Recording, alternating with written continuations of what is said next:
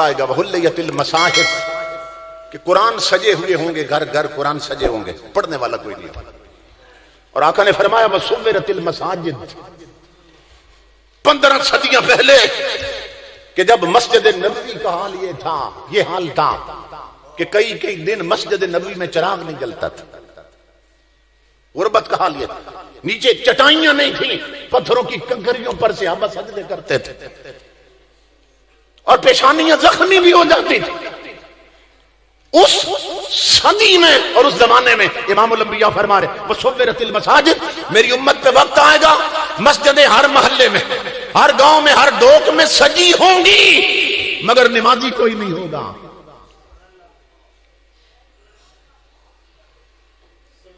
आज जिन लोगों के बच्चे बाहर मुल्कों में चले गए, यूरोप चले गए, सऊदी अरब चले गए, इधर उधर चले गए, 4 टके आ गए, वो मस्जिद में कीमती कालीन बिछवा देते, खुद नहीं आते।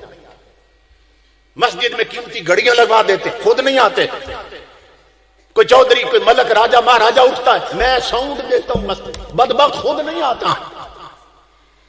कोई मस्जिद में शाइनिंग टाइलें लगवा देते, खुद नहीं आते। और नादान, मदीने से आवाज आ रही है मस्जिदों की जीनत कीमती कालीन नहीं होते, मस्जिदों की जीनत कीमती घड़ियां और साउंड नहीं होते, और मस्जिदों की जीनत नमाजियों के झुके हुए सर होते हैं।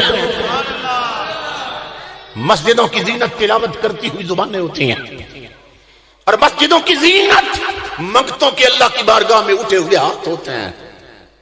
मस्जिदें नमाजियों से सजती हैं, कालीनों से नहीं सजती हैं। तो 15 सदियां पहले मेरे आका ने फरमाया था एक वक्त आएगा मेरी उम्मत पर मस्जिदें सजाई जाएंगी मगर खाली हो जाएंगी, नमाजी कोई नहीं। और आज सूरत हाल ये बन चुकी है कि कोई सिर्फ जुमे का नमाजी रह गया, जुमे का, और कोई सिर्फ जनाजे का नमाजी रह गया, जनाजे का,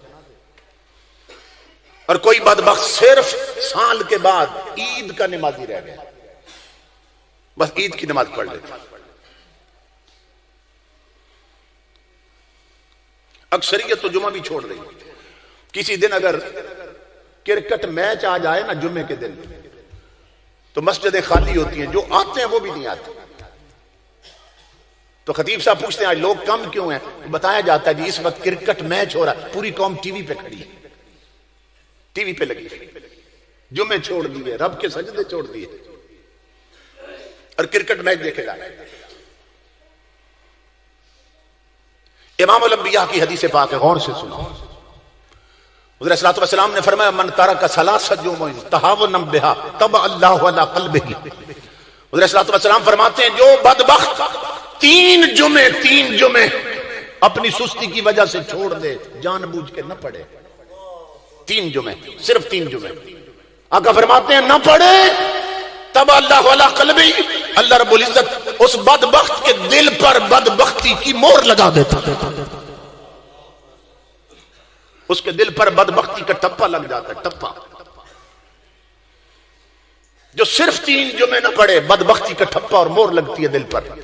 आप अपनी बिरादरी में देख लो, अपने दोस्तों और मोहल्ले में देखो, आपको ऐसे बदनसीब मिलेंगे कि जिन्होंने 3 साल से जुमे नहीं पढ़े होंगे। तो कितने ठप्पे लग चुके हैं। अब वो मोहरें कौन हटाए जो रब ने लगाई। और जब दिल पे मोहर लग जाती है ना, तो फिर क्या होता है? स्टैंप लगने का, मोहर लगने का मतलब ये है कि जो तारीकी और जुल्मत अंदर होती है ना, जो गफलत अंदर होती है, वो फिर बाहर नहीं निकल सकती, और बाहर से हिदायत का नूर फिर अंदर नहीं जाता। इसी गफलत में, गुमराही में वो मर जाता है और कब्र में अजाब का शिकार हो जाता है। इसलिए अपने आप को नमाजी बनाओ, नमाजी बनाओ। इमामुल अंबिया फरमाते हैं मस्जिदें बड़ी बनी संवरी होंगी मगर नमाजी कोई नहीं होगी।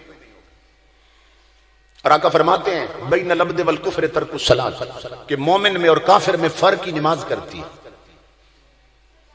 मोमिन में और काफिर में क्या फर्क है? कि मोमिन नमाजी होता है, काफिर नमाज नहीं पढ़ता।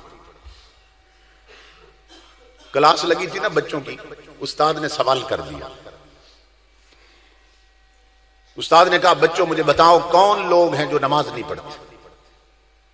अब बच्चे मासूम होते हैं, 3 बच्चों ने हाथ खड़े किए और बिल्कुल ठीक जवाब दिया उन्होंने, लेकिन जवाब सबका अलग था।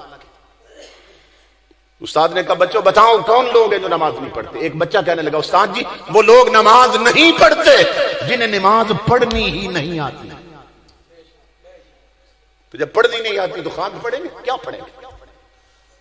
सीधी बात की कि नहीं? दूसरा बच्चा कहने लगा उस्ताद जी वो लोग नमाज नहीं पढ़ते जो मर जाते हैं, क्योंकि जिंदा लोग नमाज पढ़ते हैं, मुर्दे नमाज पढ़ते हैं, उनकी तो पढ़ी जाती है। तो कितना ठीक जवाब दिया बच्चे ने। जवाब मुख्तलिफ था मगर ठीक दिया, पहले ने भी ठीक दिया। तीसरा बच्चा कहने लगा उस्ताद जी मेरा जवाब और है, वो लोग नमाज नहीं पढ़ते जो मुसलमान नहीं होते, क्योंकि काफिर नमाज नहीं पढ़ते, मोमिन नमाज पढ़ते हैं। अब दारों और अड्डों पे बैठकर हुक्के पीने वालों और ताश खेलने वालों और सजदे छोड़ देने वालों, बताओ इन तीनों में से तुम किस खाते में हो? तुम्हें नमाज पढ़नी नहीं आती, या तुम मर चुके हो, या खुदा न खास्ता तुम काफिर हो गए हो कि नमाज नहीं पढ़ते हो।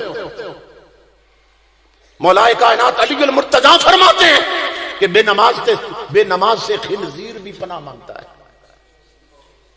खिंजीर भी पनाह मांगता है। इस बदबख्त की वजह से जब अजाब आएगा जमीन पर तो मैं भी मारा जाऊंगा। 5 वक्त के पक्के सच्चे नमाजी बन जाए। जिन लोगों के सर झुकते हैं ना अल्लाह की बारगाह में, उन्हीं को अल्लाह रब्बुल इज्जत बरकतें, इज्जतें और फुतूहात अता करता है। हुज़ूर सल्लल्लाहु अलैहि वसल्लम के सहाबी एक जंग से ना वापस आ रहे थे। तो काफिरों ने सोचा भाई ये तो मुतमईन होके जा रहे हैं कि हमने फतह कर लिया लगा। तो कुछ काफिर जो थे ना ईसाई, वो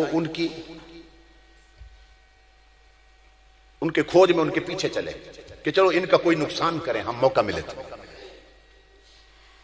तारीख इस्लाम में है इमामुल अंबिया के गुलामों, उनमें उनका एक पादरी भी था, ईसाइयों का जो मजहबी रहनुमा होता है, प्रीस्ट उसको कहते हैं, पादरी, वो भी साथ था। उन्होंने देखा एक जगह पे कि मुसलमानों की नमाज का वक्त था, जिनके पीछे चले थे। एक इमाम बना, पीछे वो सारे कतार बना के खड़े नमाज पढ़ रहे। एक सिपाही ने कमान के चिल्ले में तीर चढ़ाया, बहुत निशानाबाज, उसने सीधा तीर मारा, जो इमाम बना था उसके सीने में लगा। नमाज शुरू हो चुकी थी, इमाम गिर गया, उसकी जगह पे पिछला पांव घसीटता आगे मुसल्ले पे आ गया, नमाज नहीं तोड़ी। उसने फिर तीर चढ़ाया कमान के जिले में, फिर मारा, वो भी गिर गया, सीने में लगा, उसकी जगह पे तीसरा आ गया। जब वो सिपाही तीसरे को तीर मारने लगा तो ईसाई पादरी ने उसका हाथ पकड़ लिया। उसने कहा न मार न मार। कहा मुझे पैदा करने वाले की कसम है कि जिन्हें 2 भाइयों की तड़पती लाशें भी रब के सजदे नहीं छुड़वा सकी, हम दोबारा पैदा हो जाएं इस कौम को हम कभी हरा नहीं सकते हैं। समझ रहे हैं कि जिन्हें मौत भी रब के सजदे नहीं छुड़वा सकी है, हम कुछ भी कर लें, हम इन गुलामाने मुस्तफा को कभी शिकस्त नहीं दे सकते। सजदों में कुव्वत है, अल्लाह की बंदगी में ताकत, हुजूर की सच्ची गुलामी में ताकत। ईरान का जो सिपा सालार था, कमांडर इन चीफ फौज का, वो था रुस्तम। तो जब ईरान पे पता चला कि मुसलमान हमला करने लगे हैं, तो उस रुस्तम ने हजरत साद बिन नबी वकास रजी अल्लाह ताला उनकी तरफ, ये कमांडर थे मुसलमानों की फौज के, रुस्तम कमांडर था काफिरों की फौज का, और ये हुजूर के सहाबी हजरत साद बिन नबी वकास, ये कमांडर थे मुसलमानों की सहाबा की फौज के। उसने पैगाम भेजा, अपना एलची भेजा रुस्तम ने हजरत साद की तरफ के, ऐसा करो तुम अपना कोई बंदा भेज दो ताकि हम मुज़ाकरात करते हैं, मुज़ाकरात। तो हो सकता है कोई सुलह की ऐसी राह बन जाए कि ये कुछ तो खून ना हो और जाने जाया ना हो, कि लड़ाई